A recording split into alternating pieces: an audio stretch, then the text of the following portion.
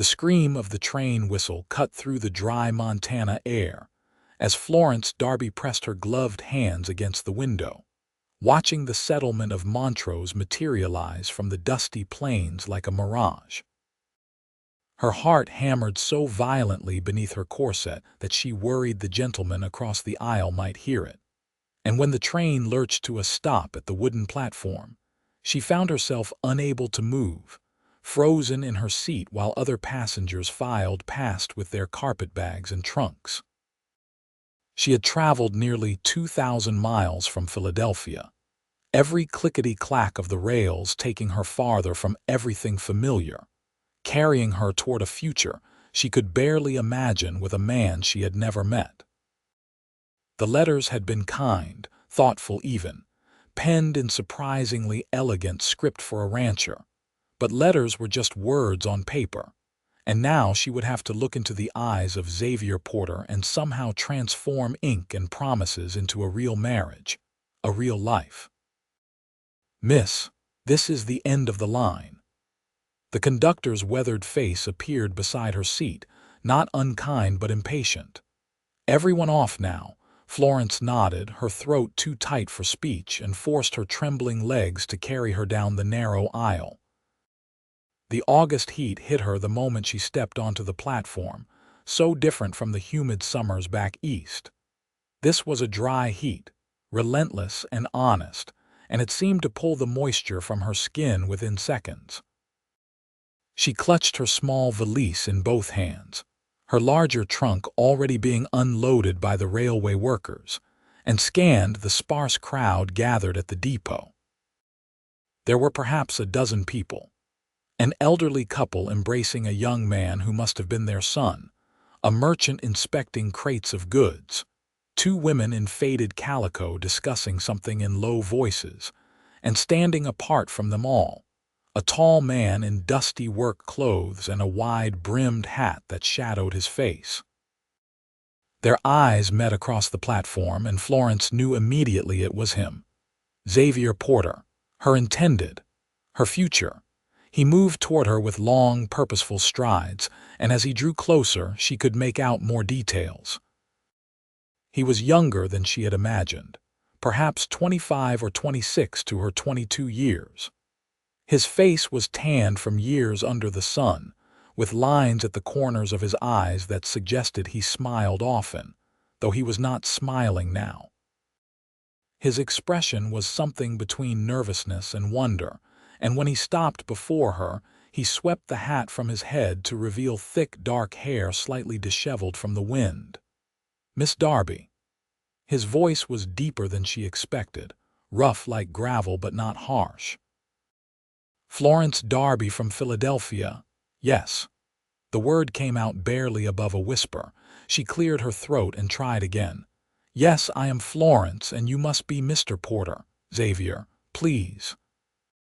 He extended his hand, then seemed to second-guess the gesture, as if suddenly remembering that he was supposed to be courting her, not greeting a business associate.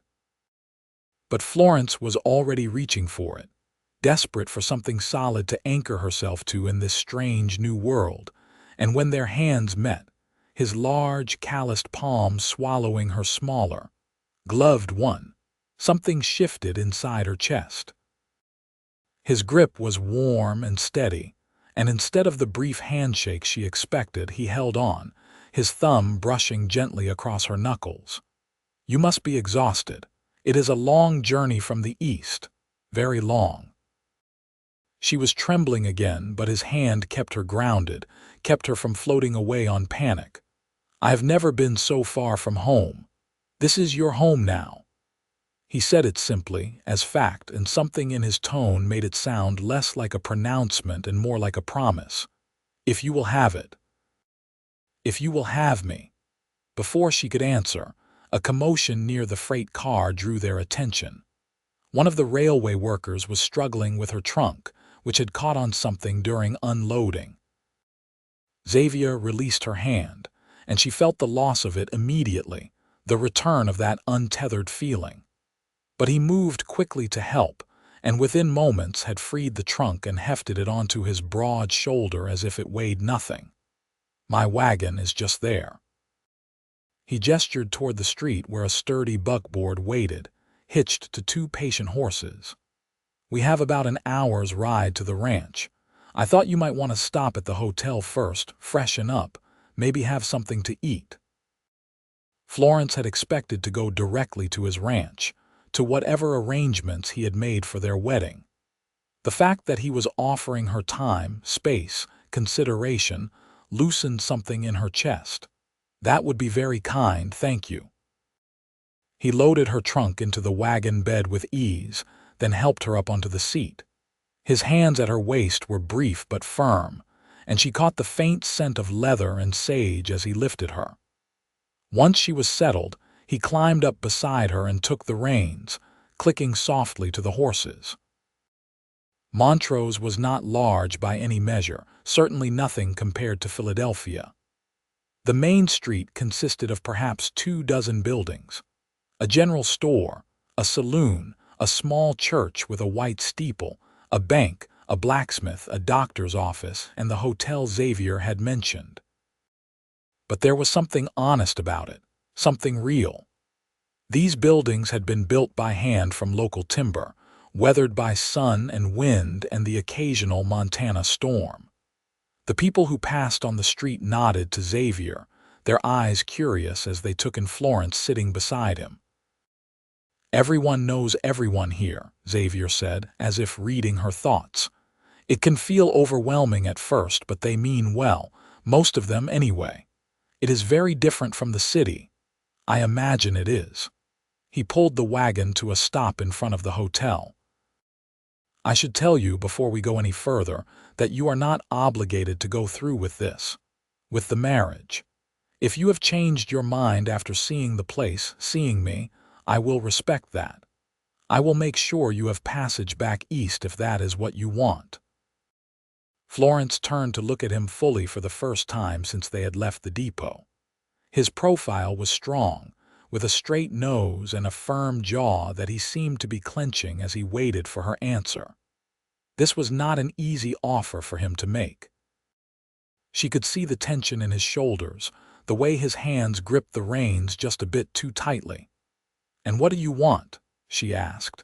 He turned to meet her gaze, and his eyes were a startling blue-gray like a storm rolling in over mountains. "I want you to stay. I will not pretend otherwise. But I want you to want to stay, not feel trapped into it." The honesty in his voice, the raw vulnerability, touched something deep inside her. She had spent the entire journey terrified, imagining all manner of horrible outcomes. But sitting here beside this man who looked at her like she was something precious, something worth treating with care, she felt the first stirrings of hope. "I did not come all this way to turn back at the first moment of fear," she said. "I made a commitment when I answered your advertisement. I intend to honor it, out of duty." His eyes searched hers. "Out of hope." She surprised herself with the answer, but it was true. "Hope that the life described in your letters might be real. Hope that I might find something here I could never have back east." Something in his expression shifted, softened. The ghost of a smile played at the corners of his mouth. "Then let me show you that it is real. Let me show you everything." He helped her down from the wagon and led her into the hotel, a modest but clean establishment run by a motherly woman named Mrs. Hensworth, who immediately took Florence under her wing. Xavier arranged for a room where Florence could rest and refresh herself, and promised to return in 2 hours to take her to dinner. Alone in the small room, Florence finally allowed herself to breathe. She washed the train soot from her face and hands, changed into a fresh dress of dove gray cotton with simple trim, and tried to calm her racing thoughts. She kept thinking about the way Xavier's hand had felt holding hers, the way he had looked at her with such careful attention, as if she might vanish if he blinked. The letters they had exchanged over the past 4 months had been cordial, even warm, but she had not expected this pull toward him, This immediate sense of recognition. She had prepared herself for duty, for making the best of an arrangement. She had not prepared herself for the possibility of actually wanting him. When he returned as promised, he had cleaned up as well, his hair damp and combed back, his clothes brushed free of dust. He wore a clean shirt and a leather vest, and he held his hat in his hands like a schoolboy coming to call. They walked together to a small restaurant at the end of the main street, where the proprietor greeted Xavier by name and found them a table by the window. Over plates of roast beef and vegetables, they talked. Not the careful, edited talk of letters, but real conversation. Xavier told her about his ranch, 300 acres of good grazing land with a herd of about 200 cattle and a house his father had built 20 years ago. He had been born in Missouri but came to Montana as a boy when his parents had sought a new start. His father had died 5 years ago, his mother 2 years after that, and he had been running the ranch alone since then, with the help of 2 hired men. "It is a good life," he said, "but a lonely one. A ranch this size, it is really meant for a family. I kept thinking I would meet someone in town, but Montrose is small, and the few unmarried women here had their eyes set elsewhere. My friend Tom suggested I might try the bride advertisements. He married a woman from Ohio that way, and they are very happy. And so you wrote to the agency." Florence pushed a piece of carrot around her plate. "Did you write to many women?" 3, he admitted. 2 never responded, but your letter, when it came, it felt different. The way you wrote about wanting purpose, wanting to build something meaningful with your life, not just be an ornament in some city parlor. It spoke to me." Florence remembered writing that letter late at night by candlelight, her family asleep, pouring out truths she had never dared speak aloud. She had been raised to be a proper lady, to marry well and manage a household, but her family's fortunes had declined. And at 22, she was becoming what society cruelly termed a spinster. The advertisement for mail-order brides had seemed like an escape, a chance to matter in a way she never could in Philadelphia. "I meant every word," she said. "My life there felt like slowly suffocating, beautiful gowns and tea parties and absolutely no substance to any of it." "You will find plenty of substance here." He smiled, and it transformed his face, bringing warmth to those storm cloud eyes. "Maybe more than you bargained for. Ranch life is not easy, especially for someone not raised to it. I am stronger than I look. I believe you are." He reached across the table, palm up, an invitation. After a moment's hesitation, she placed her hand in his. His fingers closed gently around hers. "Florence, I want to do this right. I know the original plan was to marry quickly. That is usually how these arrangements work, but I would like to give us some time. A few weeks, maybe, for you to settle in, for us to know each other properly. I have a spare room at the ranch where you can stay, very proper. Mrs. Hensworth would come out to chaperone if that would make you more comfortable." "You would do that?" She was stunned. Most men in this situation would want to secure the arrangement immediately to ensure the woman could not back out. "I would do that. I want you to choose me, with full knowledge of what you are getting." His thumb traced small circles on the back of her hand. "And I want to earn the honor of being your husband, not just have you show up and go through motions out of obligation." The knot that had been tight in Florence's chest since Philadelphia began to unravel. This man, this unexpected, thoughtful man, was offering her something she had never thought to have: choice, time, respect. "Then yes," she said, "let us do it properly." They finished dinner as the sun began to set, painting the Montana sky in shades of orange and purple, unlike anything Florence had ever seen in the city. Xavier paid for the meal and led her back out onto the street, but instead of heading to the wagon, he gestured toward the edge of town where the buildings gave way to open land.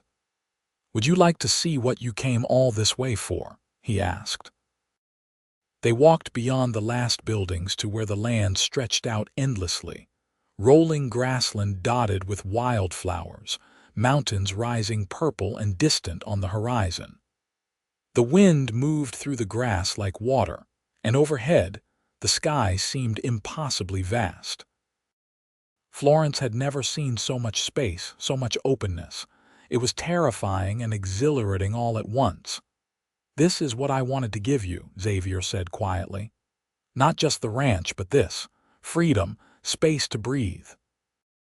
A place where you can be whoever you want to be, not who society says you should be." Florence felt tears sting her eyes. She had not known how badly she needed to hear those words until he spoke them. "How did you know? Your letters. Between the lines, I could feel you were caged." He turned to face her, his expression serious. "I will never cage you, Florence. That is my promise. Whatever else happens between us, I will never make you feel trapped." The tears spilled over then, and she did not try to stop them. Xavier made a soft sound of concern and pulled a handkerchief from his pocket, dabbing gently at her cheeks. "I am sorry," she managed. "I am not sad, I promise. I am just overwhelmed. It is a lot, I know." He was still holding the handkerchief to her face, and his other hand came up to rest lightly on her shoulder. "But you are not alone in it. I am right here." Standing there at the edge of town with the endless Montana sky above them, and this man who somehow saw straight into her soul, Florence made her choice. Not out of duty or desperation, but out of the first real spark of feeling she had experienced since stepping off that train. "Take me to the ranch," she said. "Show me my new home." The ride out to the Porter Ranch took them through some of the most beautiful country Florence had ever seen.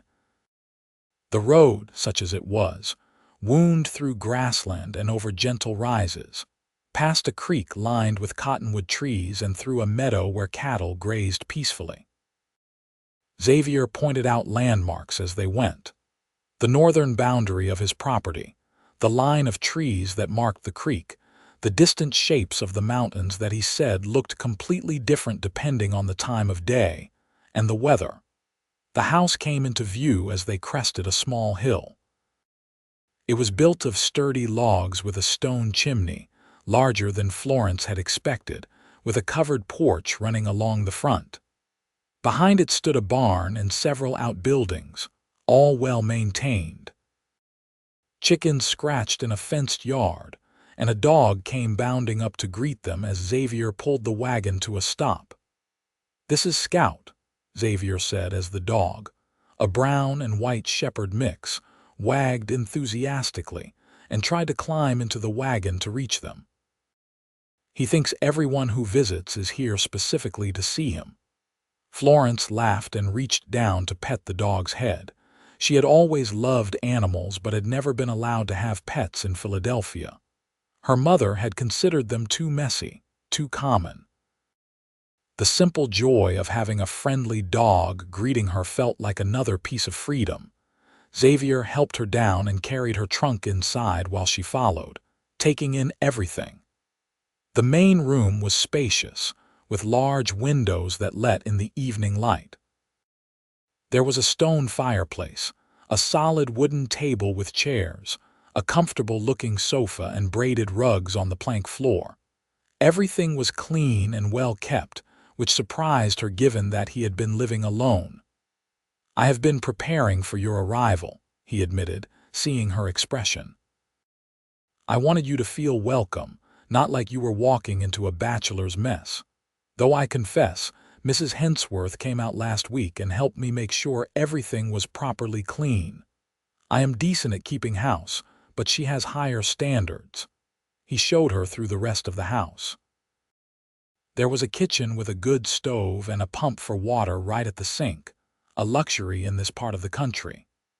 Upstairs were 3 bedrooms. The largest, clearly his, he only pointed to before leading her to the second room which he had prepared for her. It was simple but thoughtful.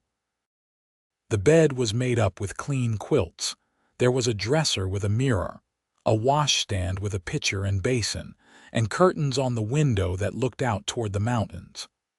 On the dresser sat a small vase with wildflowers, obviously picked recently. "I thought you might like to have something growing in here," he said, suddenly awkward. "The flowers around here are not fancy, but they are hardy." Florence crossed to the dresser and touched one of the yellow petals gently. "They are beautiful, thank you." He set her trunk at the foot of the bed. "I will let you get settled. Come down when you are ready, and I will show you the rest of the property if you are not too tired." But Florence did not want him to leave yet. She felt more comfortable with him near, his solid presence keeping the strangeness of everything at bay. "Could you tell me about the house? Your father built it, you said." Xavier leaned against the door frame, his hat in his hands again. "He did. When they first came out here, they lived in a soddy, just a house made of earth blocks. But he always planned to build something permanent, something that would last generations. It took him 3 years of working in his spare time, cutting timber from the mountains, hauling stone for the chimney and foundation. My mother said he built it with love in every log, thinking about the family they would raise here. It must be strange, being here without them. It is. But I like to think they would be happy knowing the house would have life in it again, a family." He met her eyes. "I hope that is not too presumptuous of me to say." "No." Florence felt her cheeks warm. "It is not presumptuous. It is the whole reason I came." They stood there for a moment, the air between them charged with possibility. Then Xavier cleared his throat and pushed away from the door frame. "I should let you rest. Tomorrow I can show you everything properly, introduce you to the hands, show you how things work around here." That night, Florence lay in the unfamiliar bed listening to unfamiliar sounds.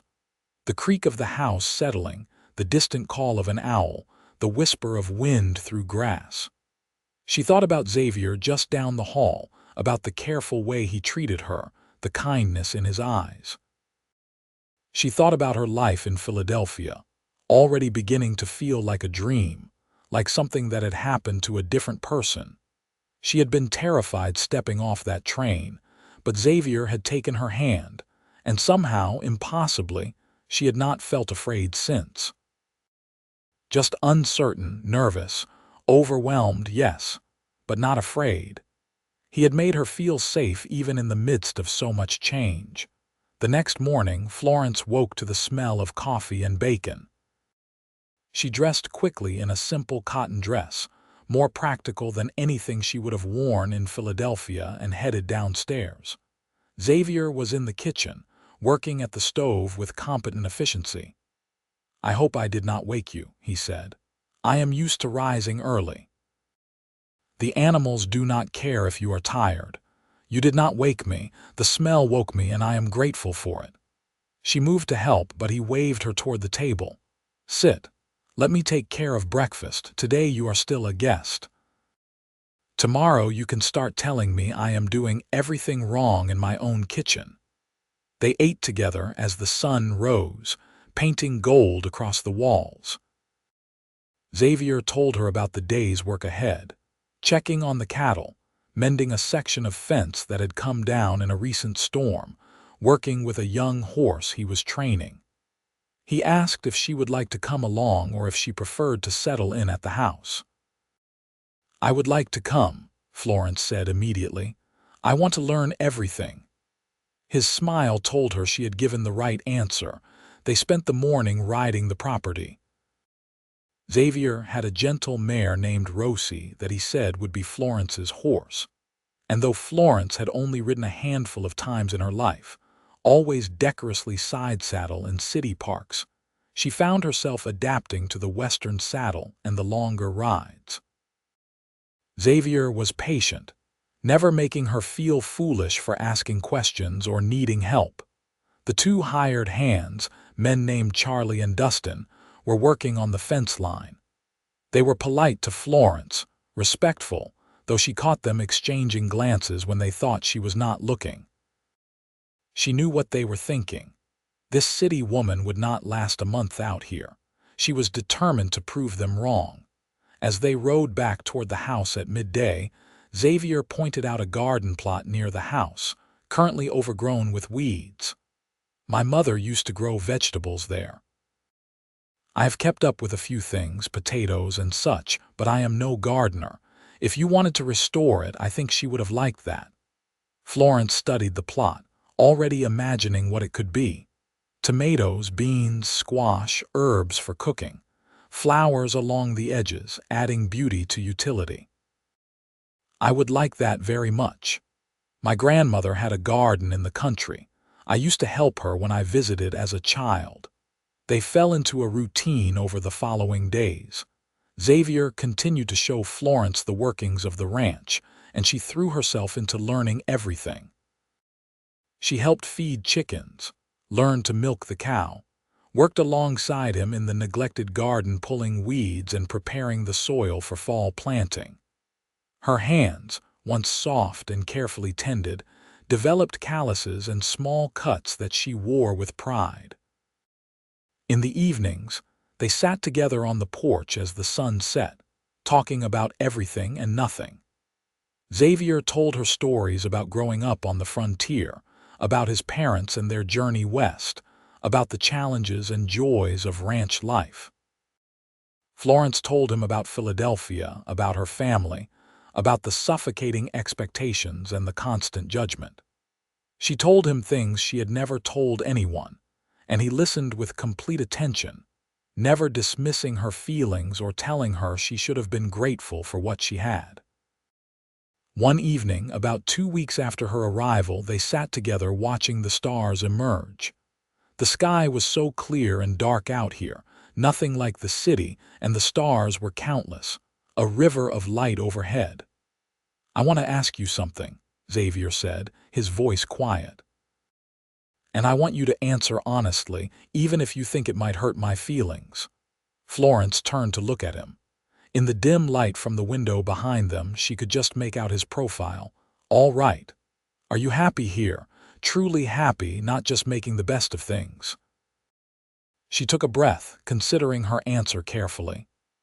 "I did not expect to be. I came here prepared to endure, to fulfill an obligation. But Xavier, I am happier than I have been in years. Maybe ever. I wake up every morning excited to see what the day brings. I feel useful. I feel seen." "Is it hard work?" "Yes. Are there moments when I miss things about the East? Of course. But those moments are small compared to the moments when I stand in the garden with dirt under my nails and realize I am exactly where I want to be." He was quiet for a long moment. Then he reached over and took her hand, lacing his fingers through hers. They had grown comfortable with small touches over the past weeks, a hand on her back to steady her, shoulders brushing as they worked side by side, but this felt different, more intentional. "Florence, I know we said we would take time, let you settle in before making any decisions about the future. But I need you to know that somewhere over these past 2 weeks, this stopped being about fulfilling an arrangement for me. I have developed feelings for you, real feelings. And I understand if you do not feel the same way yet, if you need more time, but I could not keep going without being honest about where I stand." Florence's heart was racing.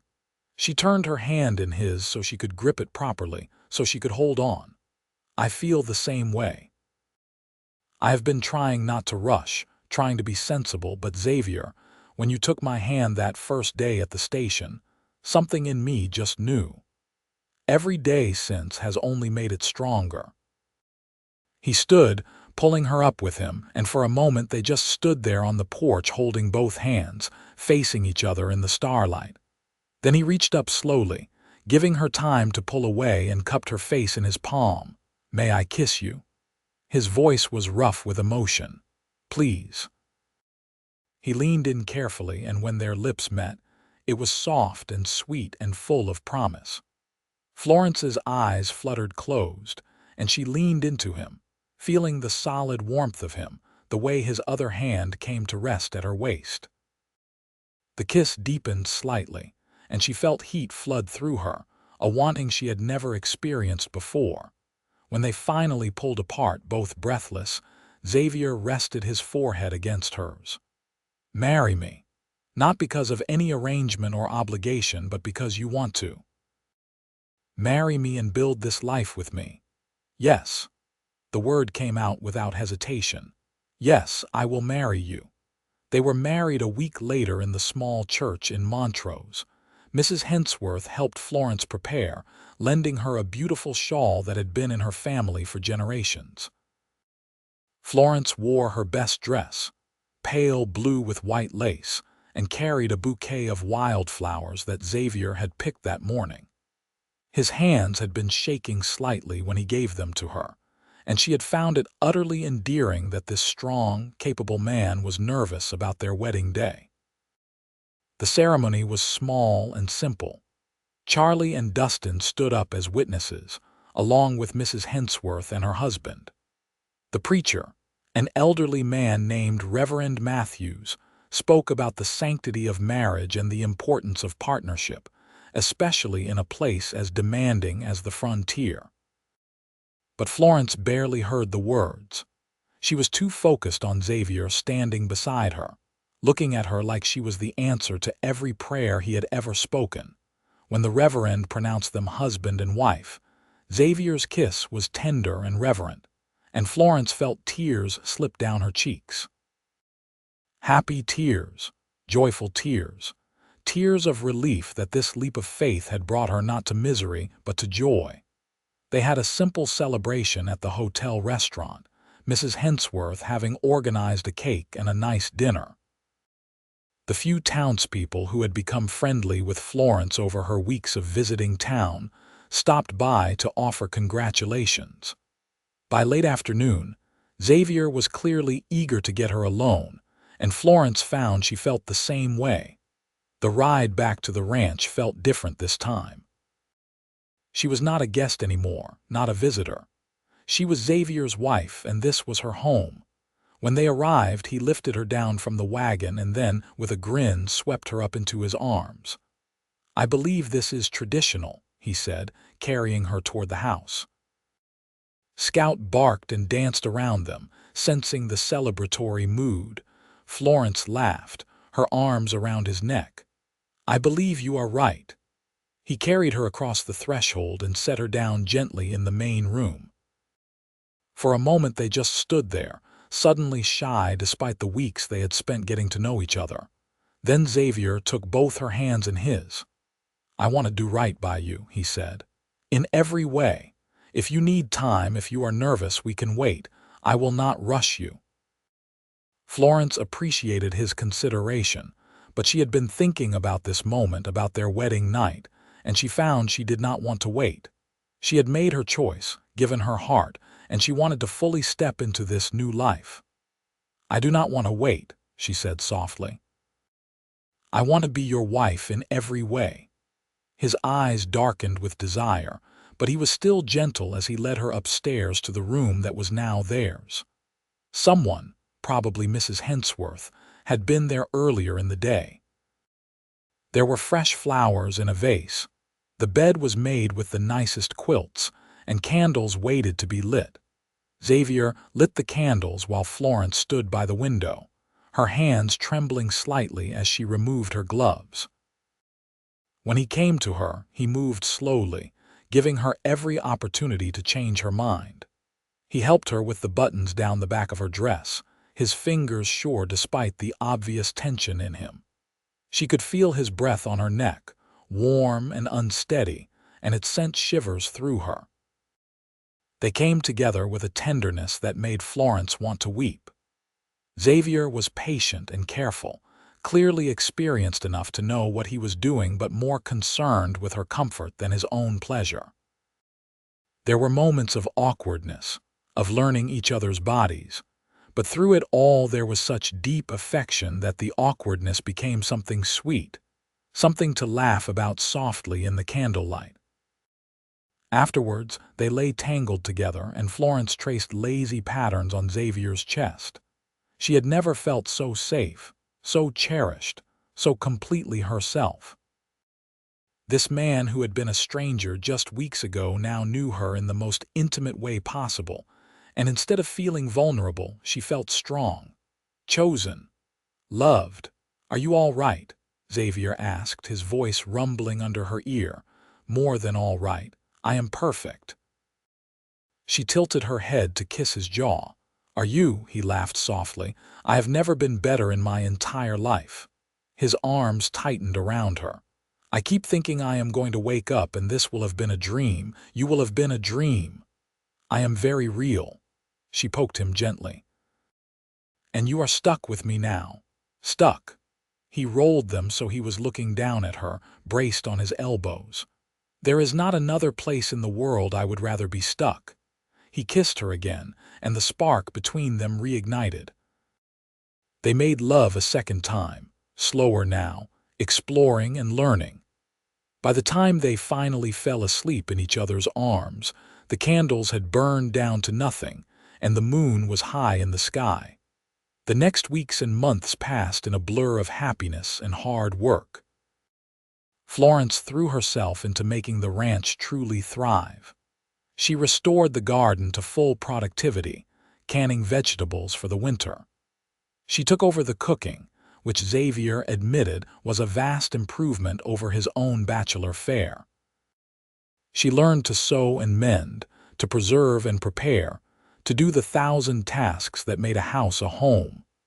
But she did not confine herself to traditionally feminine tasks. She continued to work alongside Xavier whenever possible, learning to handle the cattle, to ride like someone born to it, to shoot a rifle well enough to defend the ranch if necessary. Charlie and Dustin, initially skeptical, became genuine friends, teaching her skills and treating her as a true partner in the ranch's operations. Xavier, for his part, was a thoughtful and affectionate husband. He never took her for granted, never assumed her work was less important than his, never made her feel like anything other than an equal partner. At night, they would fall into bed exhausted but content, and he would hold her close and tell her about his plans for the ranch, asking her opinion, valuing her input. Their first real test came with the winter. Montana winters were harsh, and Florence had never experienced anything like the cold that descended in December. The wind howled across the plains, snow piled in drifts taller than a man, and the temperature dropped so low that water left in a bucket overnight would freeze solid. They had prepared as much as possible, stocking provisions, making sure the barn was weathertight for the animals, cutting enough firewood to last months. There were days when they could not go outside at all, when the snow fell so thick and fast that they could not see the barn from the house. Florence learned to bake bread, to make soap, to do all the indoor tasks that kept them fed and clean. Xavier worked on mending tack, on keeping the fire going, on 100 small maintenance tasks. And in the evenings, they would sit together by the fire, reading aloud to each other from the small collection of books they had, or just talking, or sitting in comfortable silence. It was during one of those long winter evenings in February that Florence realized her monthly courses had not come. She had been too busy to notice at first, but when she counted back, she was nearly 6 weeks late. She sat by the fire, her sewing forgotten in her lap, one hand unconsciously moving to her belly. Xavier noticed immediately. He always noticed. "What is wrong?" "Nothing is wrong." She looked up at him, her eyes shining. "Xavier, I think I might be with child." He stared at her for a long moment, his expression unreadable. Then he was across the room, kneeling in front of her chair, his hands on her knees. "Are you certain?" "Not entirely, but all the signs point to it." She covered his hands with hers. "How do you feel about that?" "How do I feel?" His voice was choked. "Florence, I am happier than I have words for. A baby, our baby." He leaned forward and pressed his face against her belly, his arms coming around her waist. "Thank you, thank you." She ran her fingers through his hair, her own tears falling now. "We made this. Together." The news sustained them through the rest of the long winter. Xavier became even more protective, insisting she not overwork herself, though Florence refused to be treated like she was made of glass. She continued her normal routine, just being more careful with heavy lifting and dangerous tasks. When spring finally arrived, melting the snow and bringing green back to the plains, Florence was visibly pregnant, her belly rounding under her dresses. Xavier had told the hands, and Charlie had immediately taken to calling the baby Little Boss, which made them all laugh. Dustin, quieter by nature, had begun making a cradle in his spare time, beautiful work with carved designs along the sides. The doctor in town, an older man named Dr. Harrison, examined Florence in early May and pronounced her healthy and the baby thriving. He predicted a late summer birth, probably August. Florence felt well aside from occasional tiredness and some nausea that had mostly passed. She loved feeling the baby move inside her, loved watching Xavier's face light up when he felt it kick. They spent the spring and early summer preparing. Xavier built a small addition onto their bedroom that would serve as a nursery. Florence sewed tiny clothes, embroidering them carefully by lamplight. Mrs. Hensworth came out regularly, bringing gifts and advice, becoming the mother figure Florence had not realized she was missing. In late August, as the heat shimmered over the plains and the grass turned golden, Florence went into labor. It started early in the morning with a dull ache in her back that gradually intensified. Xavier had been prepared for this moment, had planned exactly what to do, but when it actually happened, he became almost comically flustered. "I need to get Mrs. Hensworth. And the doctor. I should ride to town right now, Xavier." Florence caught his hand, breathing through a contraction. "Send Charlie for them. I need you here." He nodded, visibly trying to calm himself, and went to find Charlie, who rode off immediately. Dustin offered to handle all the ranch work for the day, giving Xavier his full attention for Florence. Mrs. Hensworth arrived within 2 hours, taking charge with practiced efficiency. Dr. Harrison came an hour after that, his black bag in hand. The labor was long, lasting through the day and into the evening. Xavier stayed by Florence's side the entire time, holding her hand, letting her squeeze until his fingers went white, whispering encouragement and love. When she screamed with the pain, he never flinched, never looked away, just stayed present with her in every moment. Finally, as the sun was setting and painting the room in golden light, their son was born. A lusty, perfect boy with a thick head of dark hair and his father's blue-gray eyes. Dr. Harrison placed him in Florence's arms, and she looked down at the tiny, wriggling human they had created, and felt her heart expand in a way she had not known was possible. "Hello, little one," she whispered. "We have been waiting for you." Xavier was crying unashamedly, touching the baby's tiny hand with one finger, marveling as the infant's fingers closed around it. "He is perfect. You are perfect. I cannot believe you did that. We did that." She smiled up at him, exhausted but radiant. "What should we name him?" They had discussed names but never settled on one.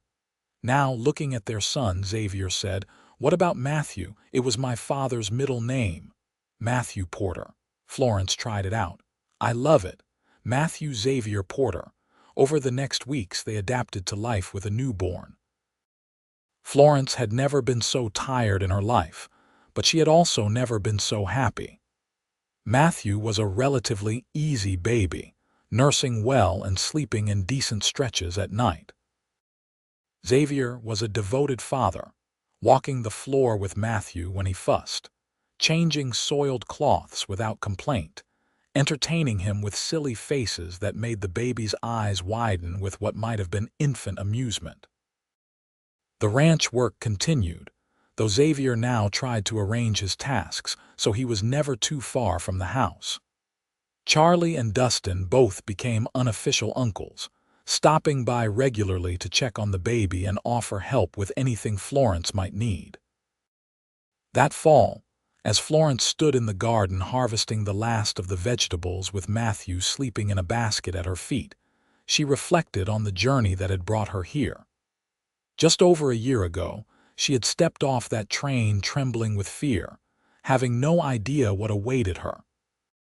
Xavier had taken her hand that day, and true to the promise she had felt in that first touch, he had never let go. She had found not just a husband but a true partner, someone who saw her as an equal, who valued her strength and her softness in equal measure. She had found work that mattered, a community that accepted her, a landscape that called to something wild in her soul. And now she had a child, a beautiful son who represented the future they were building together. Xavier came walking up from the barn, and when he saw her standing there, he smiled that warm smile that still made her heart skip. He came to her and wrapped his arms around her from behind, his chin resting on her shoulder as they both looked down at their sleeping son. "Happy?" he asked, though he knew the answer, beyond measure.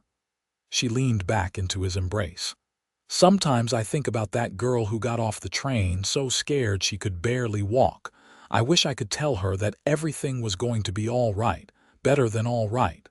She was brave, that girl. Coming all this way into the unknown." He kissed her temple. "I am glad she took that chance. Glad she gave me a chance. Best decision I ever made."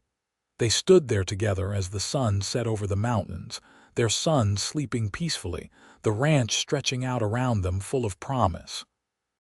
Florence thought about the years ahead, about watching Matthew grow, about hopefully more children to fill the house with laughter, about growing old with this man who had shown her what love and partnership truly meant. The wind whispered through the grass, carrying the scent of earth and sage and home. Florence closed her eyes and breathed it in, this life she had built, this future she had chosen. She had left everything familiar behind when she stepped onto that train in Philadelphia, not knowing if she was moving toward salvation or disaster. But Xavier had been waiting at the end of that journey, ready to take her hand and show her that the best things in life often lie beyond our fear, waiting for us to be brave enough to reach for them. And he had kept his promise, spoken and unspoken, to walk beside her through everything life brought. The first year had taught her the rhythms of ranch life. The second year brought the joy of motherhood. And as they moved into the third year of their marriage, Florence found herself more deeply in love than she had thought possible. Matthew was walking now, a determined toddler who followed his father everywhere, mimicking his walk and his gestures in a way that made Florence laugh every time she saw it. That spring, Florence discovered she was pregnant again. Xavier was delighted, though he worried about her health, remembering how difficult the labor had been with Matthew. But this pregnancy seemed easier somehow. Maybe because she knew what to expect, or maybe because her body had adapted to this life of fresh air and hard work. Their daughter was born in November, during the first snow of winter. The labor was shorter this time, and when the baby arrived, she was tiny and perfect with a cap of light brown hair and Florence's darker eyes. They named her Catherine Marie, after Florence's grandmother who had taught her to garden all those years ago. With two small children, the house was full of chaos and noise and endless love. Matthew was fascinated by his baby sister, wanting to help with everything. Xavier expanded the garden even more, and they got chickens to add to their growing operation. The ranch was thriving, the cattle herd expanding, their reputation for quality stock spreading throughout the territory. Charlie got married to a widow from town, a kind woman named Sarah with two children of her own, and they built a small house on the far edge of the Porter property. Dustin announced he was moving on to try his luck in Wyoming, But before he left, he gave them the cradle he had made, which had served for both Matthew and Catherine, polished smooth from loving use. Florence kept busy with the children, the house, and the endless work of the ranch, but she also found time for herself. She started a small library in town, donating books and organizing a system for people to borrow them. She taught other ranch wives some of the preservation techniques she had learned. She became a valued member of the community, not just Xavier's wife but Florence, a person in her own right. One evening, when Matthew was 4 and Catherine was 2, they had a scare that reminded them how fragile their happiness could be. Matthew developed a high fever that lasted for days, leaving him listless and weak. Dr. Harrison did what he could, but ultimately they just had to wait it out, taking turns sitting with him through the nights, applying cool cloths, coaxing him to drink water. Florence barely left his side, and Xavier could see the fear in her eyes, the way she held Matthew like she could protect him from illness by sheer force of will. On the third night, when the fever finally broke and Matthew fell into a natural sleep, Florence collapsed into Xavier's arms and sobbed. "I was so scared. I kept thinking about how far we are from real hospitals, from specialists. What if something worse happens? What if we lose him?" Xavier held her tight, his own fear still fresh. "We did not lose him. He is strong like his mother. But you are right that we are far from major medical help. Maybe we should think about building the ranch up enough that we could afford to travel if needed, or to bring specialists here." It became a new goal for them, a way to channel the fear into action. They worked even harder, saved more, made strategic decisions about the ranch's growth, not just for themselves but for their children's security. The years continued to unfold, bringing both challenges and joys. There was a drought one summer that tested them, forcing them to sell off part of the herd and tighten their belts. There was a barn fire that they caught in time, but it destroyed equipment they could barely afford to replace. There were illnesses and injuries, the normal trials of frontier life. But there were also celebrations. Matthew's first day of school in town, Catherine's first words, the year the cattle prices were so good they were able to buy additional land, expanding the ranch significantly.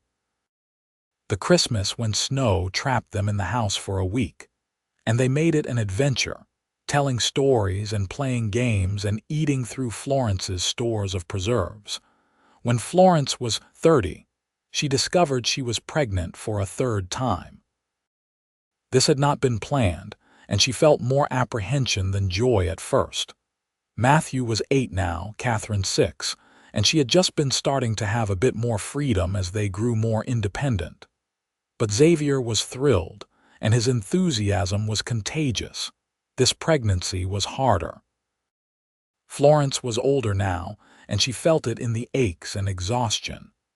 But she also had the wisdom of experience, knew to rest when she needed to, knew not to push herself too hard.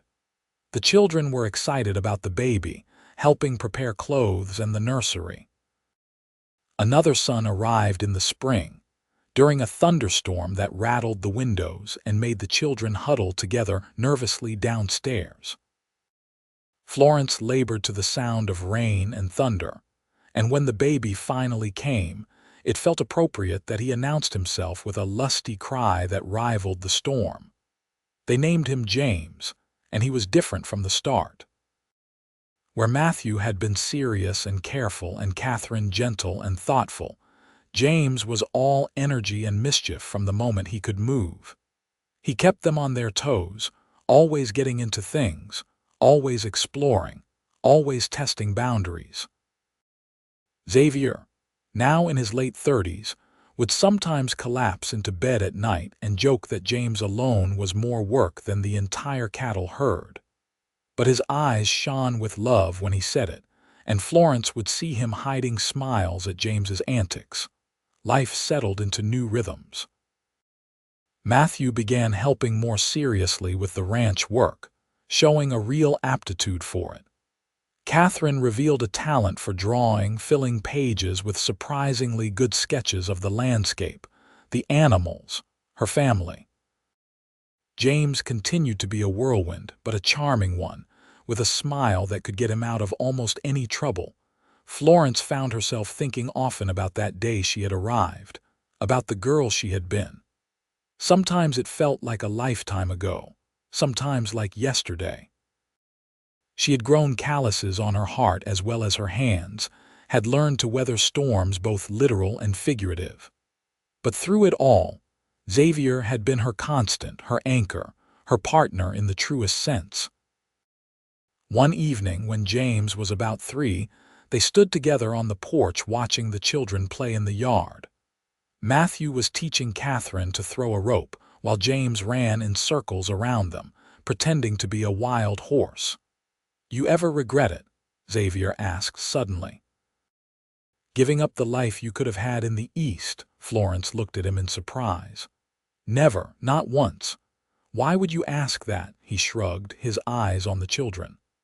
"Sometimes I worry I ask too much of you. This is a hard life, especially for someone who was not born to it.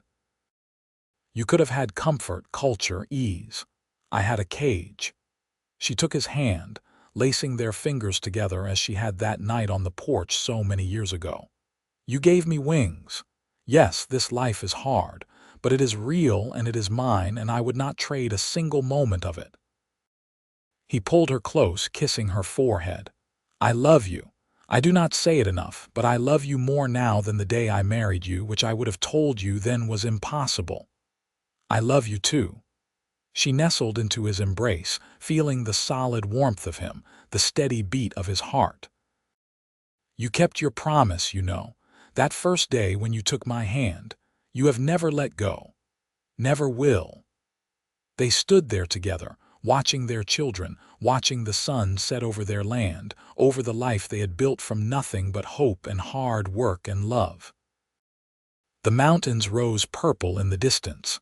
The grass rippled gold in the evening light, and somewhere an owl called, greeting the approaching night. More years passed, marked by the milestones of their children growing. Matthew, at 16, was nearly as tall as his father and could handle ranch work with the competence of a man twice his age. He had his father's steady nature and his mother's determination, a combination that made Xavier openly proud. There was talk of him courting a girl in town, the daughter of the general store owner, and Florence watched the awkward romance develop with amusement and tenderness. Catherine, at 14, was beautiful in a quiet way, with Florence's features and her own unique grace. She still drew constantly, and some of her work was surprisingly sophisticated. The school teacher suggested she might study art formally someday, maybe in Denver or even back east. The idea terrified Florence, thinking of her daughter so far away, but she and Xavier had always promised to support their children's dreams wherever they led. James, at 11, remained a handful. He was fearless to the point of recklessness, always climbing too high, riding too fast, taking chances that turned Florence's hair gray. But he had a good heart and a quick mind, and when he focused his energy on something, he could be surprisingly effective. The ranch was successful beyond what Xavier had dared imagine in those early years. They employed several hands full-time now, had built a new barn twice the size of the original, and their cattle were known throughout Montana as quality stock. They had weathered economic downturns and harsh seasons, and while they were not rich by any means, they were comfortable and secure. Florence was 40 now, and sometimes she would catch her reflection in the mirror and marvel at how different she looked from that frightened girl who had stepped off the train. Her hands were rough and capable, her face tanned and lined from sun and wind. She wore practical clothes and sturdy boots. Her hair, which she had once spent hours arranging in elaborate styles, was usually pulled back in a simple braid.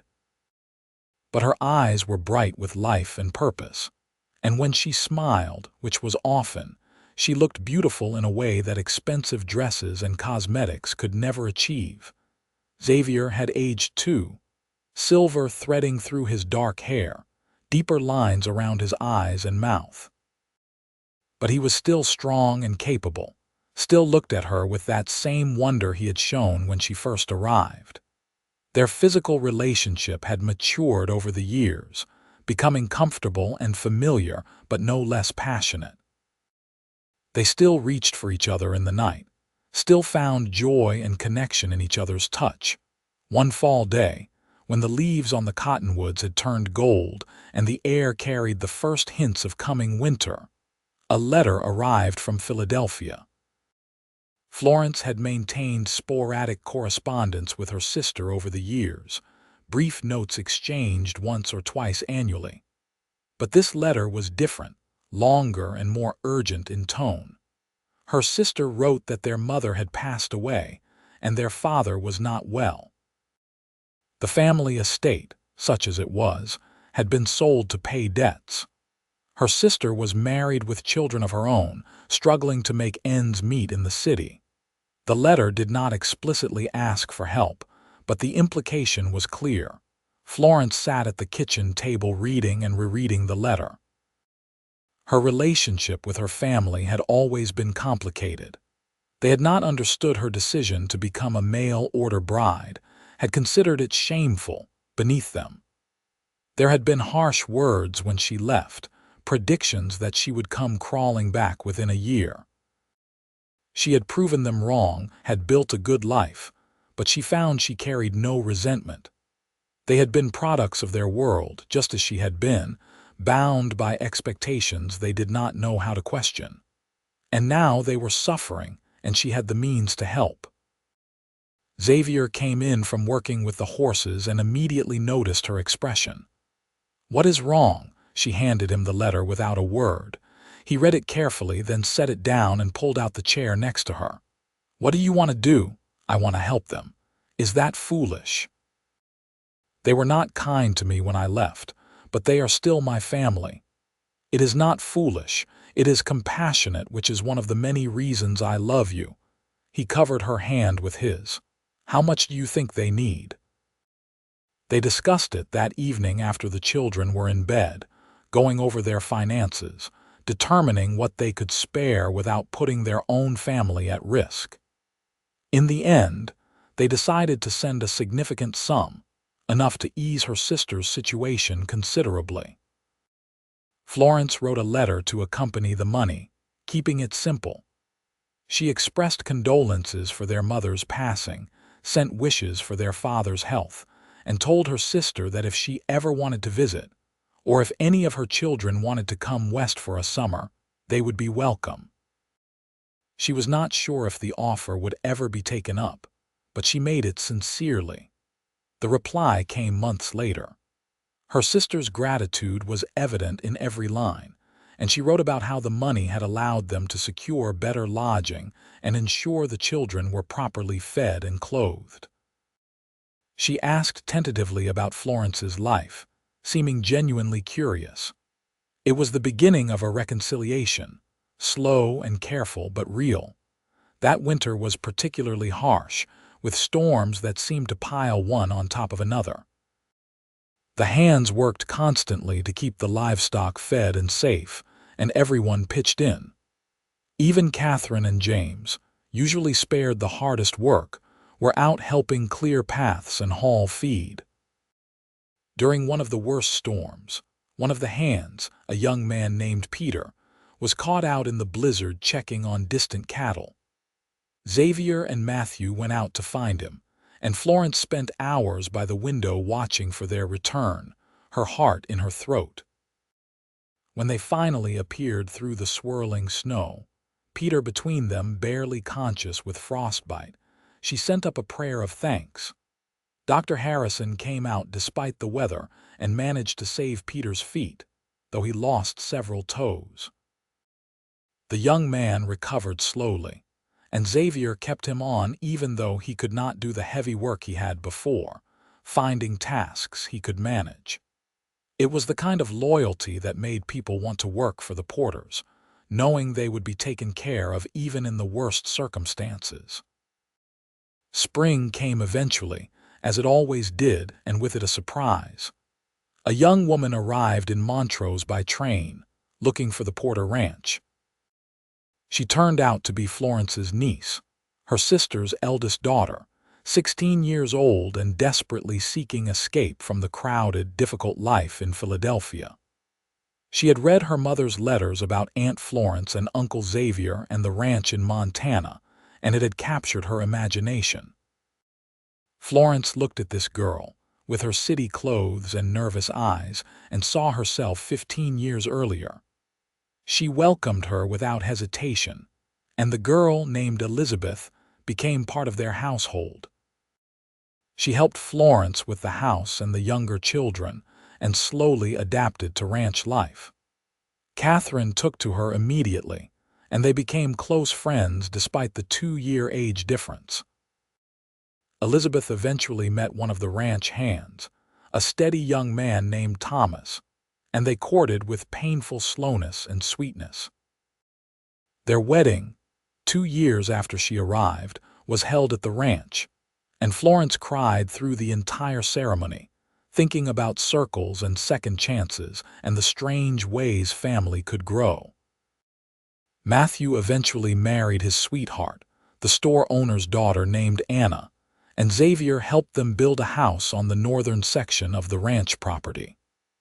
They took over managing part of the cattle operation, and Anna proved to be as capable as she was kind.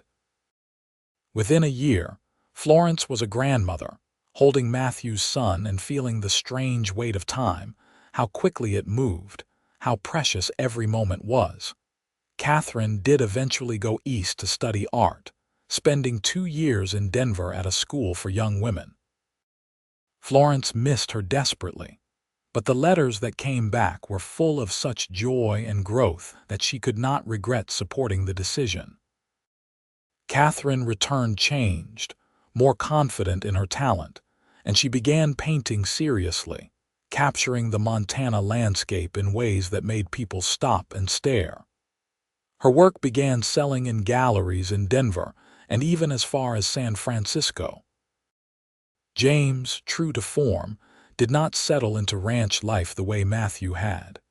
He was restless, always looking toward the horizon. When he was 18, he announced he wanted to try his hand at mining, had heard about opportunities in Idaho. Xavier, remembering his own father's journey west seeking opportunity, could hardly say no. They let him go with their blessing and enough money to get started, making him promise to write regularly and come home if things did not work out. Florence and Xavier entered their 50s having built something remarkable. Not just a successful ranch, but a family, a community, a legacy. They had weathered everything the frontier threw at them. Harsh weather, economic hardship, illness, the normal trials of raising children and managing a complex operation. Through it all, their partnership had only strengthened. One evening, sitting on the porch as they had countless times over the years, Xavier took Florence's hand. "I have been thinking about something. Only one something, that seems unlike you," he smiled at her teasing. "I want to take you somewhere, a trip, just the two of us." Florence looked at him in surprise. They had never been anywhere together except the occasional trip to Billings for supplies or business. "Where? Wherever you want. San Francisco, Denver. We could even go back east if you wanted, see Philadelphia again, visit your sister." "Why now?"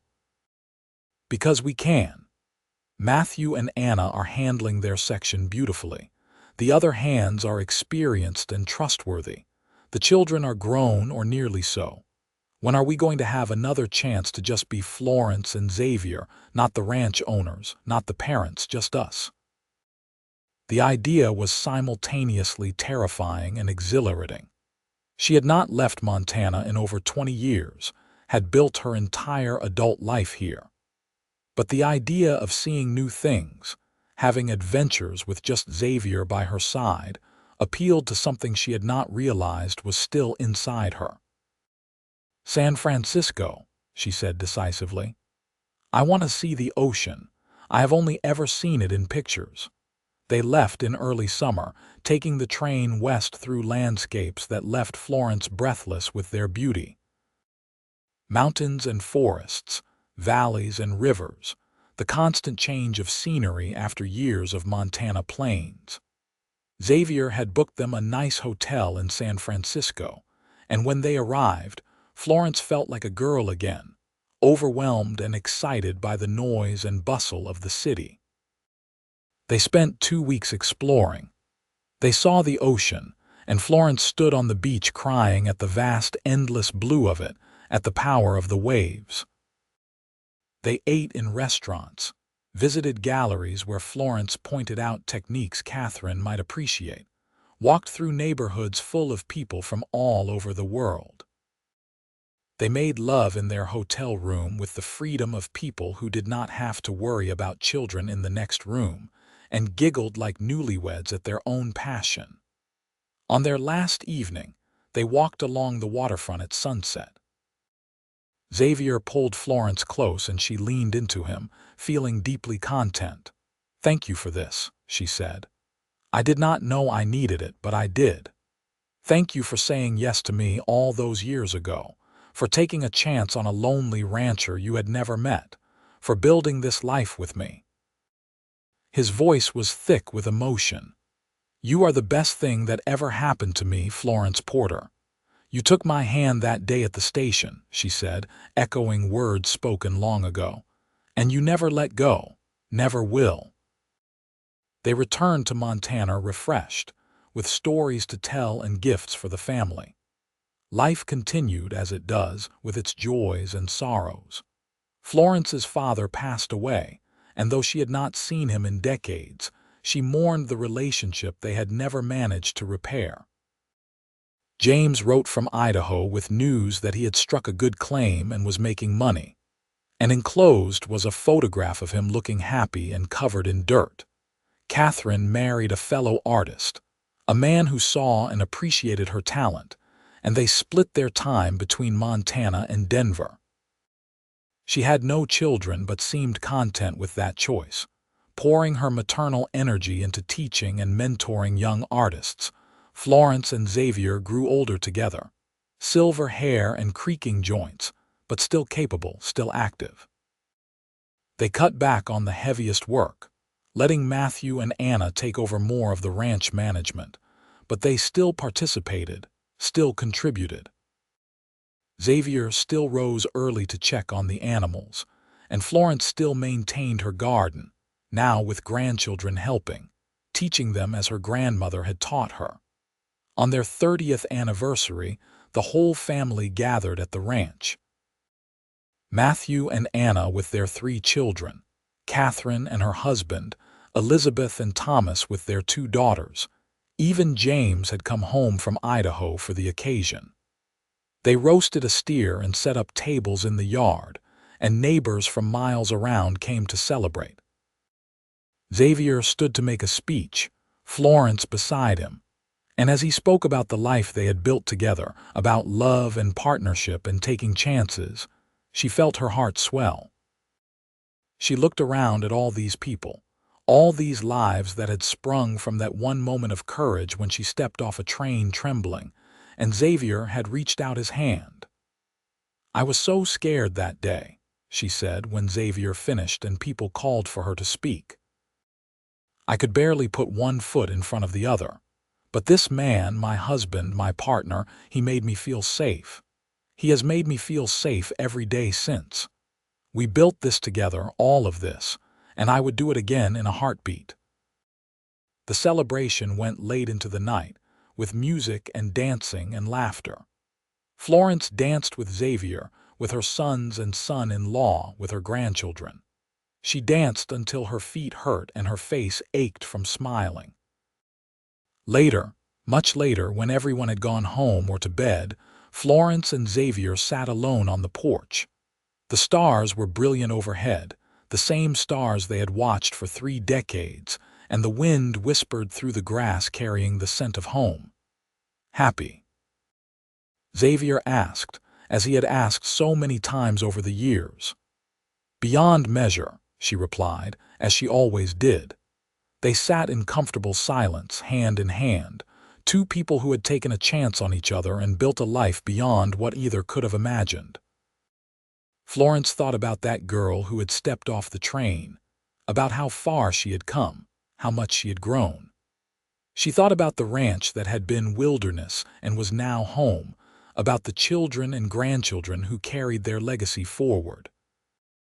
Most of all, she thought about the man beside her, the cowboy who had taken her trembling hand and never let go, who had shown her what love truly meant, who had built a life with her through hard work and devotion, and an unfailing belief in what they could accomplish together. The years continued to pass as they do. Florence and Xavier grew into their 70s, their children grown and successful, their grandchildren growing up strong and capable. They passed the ranch officially to Matthew when Xavier's arthritis made it too difficult to do the daily work. But they stayed in the main house, helping where they could, offering wisdom when asked.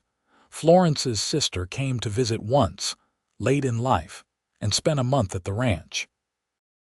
The two women, who had been so different and so distant for so many years, found peace with each other. Her sister returned to Philadelphia with stories of the West and a new understanding of the life Florence had chosen. James eventually returned from Idaho permanently, his mining days behind him, and settled on a piece of land adjacent to the ranch. He raised horses, bringing the same wild energy he had always had to a new endeavor. He married late, to a widow with grown children, and seemed content at last. Florence took up writing in her later years, recording the story of her journey west, of building the ranch, of raising a family on the frontier. Catherine helped her turn it into a book, with illustrations from Catherine's paintings, and it was published by a small press in Denver. It did not make them famous, but letters came from other women who had made similar journeys, who saw their own stories reflected in Florence's words. Xavier's health began to decline when he was 76. Nothing dramatic, just the slow wearing down of a body that had worked hard for decades. He remained sharp mentally, still quick with a joke or a word of advice, but he tired more easily, needed more rest. Florence nursed him tenderly, the way he had cared for her through illnesses over the years. They spent long, quiet hours together, reminiscing, watching the grandchildren play, content in each other's presence. Their physical relationship had naturally diminished with age, but the intimacy remained, perhaps even deepened. The comfort of familiar touch, of shared history, of knowing another person completely, on a clear spring morning, just as the grass was turning green and the wildflowers beginning to bloom. Xavier woke with Florence beside him as he had for over 50 years. He took her hand as he had that first day at the station and smiled at her. "Thank you," he said softly. "For what? For saying yes. For staying. For everything." She kissed his weathered hand. "It was the easiest yes I ever gave." They lay together quietly, and sometime in the gentle morning light, Xavier slipped away peacefully, his hand still in hers. The grief was profound, as deep as the love had been. Florence mourned him with her whole heart, supported by her children and grandchildren, by the community they had built together. But she did not break. Xavier had made her strong, had helped her become someone who could weather even this storm. She lived another 8 years after Xavier's passing, remaining in the house they had shared, still tending her garden, still teaching her grandchildren and great-grandchildren about the plants and the land. She told them stories about their grandfather, keeping his memory alive, making sure they knew the kind of man he had been. On quiet evenings, She would sit on the porch where they had spent so many hours together, and she could feel him beside her, could almost hear his voice in the wind. The ranch continued to thrive under Matthew's management, and Florence took deep satisfaction in seeing the legacy they had built continuing into a third generation. When Florence passed away at 84, peacefully in her sleep, she was surrounded by family. Her funeral was attended by hundreds, people coming from all over Montana to pay respects to a woman who had embodied the frontier spirit, who had shown what courage and love could build. They buried her next to Xavier on a small rise overlooking the ranch, with a view of the mountains and the endless grassland. The stone was simple, bearing their names and the dates of their lives, and beneath that, he took her hand and never let go. The ranch continued on, passed down through generations, each adding their own chapter to the story. But in the main house, on the mantel above the fireplace, there remained a small framed photograph. It showed a young man and woman standing together on a porch, his hand holding hers, both of them smiling at something outside the frame. It was taken on their first anniversary, and it captured something essential about them: the joy, the partnership, the love that had sustained them through everything. Beneath the photograph, preserved in a case, was a pressed wildflower. It was from the bouquet Xavier had given Florence that first day, the one she had carried at their wedding. She had kept one flower, pressed between the pages of a book, and in her will she had requested it be displayed here, a reminder of beginnings, of chances taken, of hands held and promises kept. The story of Florence and Xavier Porter became part of local legend, told and retold. The mail-order bride who stepped off the train trembling, and the cowboy who took her hand and built a life with her through love and hard work and unwavering devotion. Young couples would visit their graves, would stand on that rise overlooking the ranch, and would promise to love each other with the same depth and constancy. Because that was the true legacy Florence and Xavier left. Not just the successful ranch or the children and grandchildren, but the proof that love could be found in the most unlikely circumstances, that courage and commitment could overcome any obstacle, that two strangers could become everything to each other. Their great-grandchildren still work the ranch today, in a time far different from that August day in 1882 when Florence first arrived.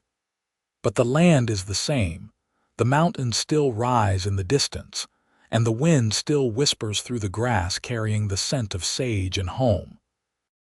And somewhere in that wind, perhaps, is the echo of a promise made and kept, of a hand that reached out and never let go, of a love that built a legacy strong enough to last forever.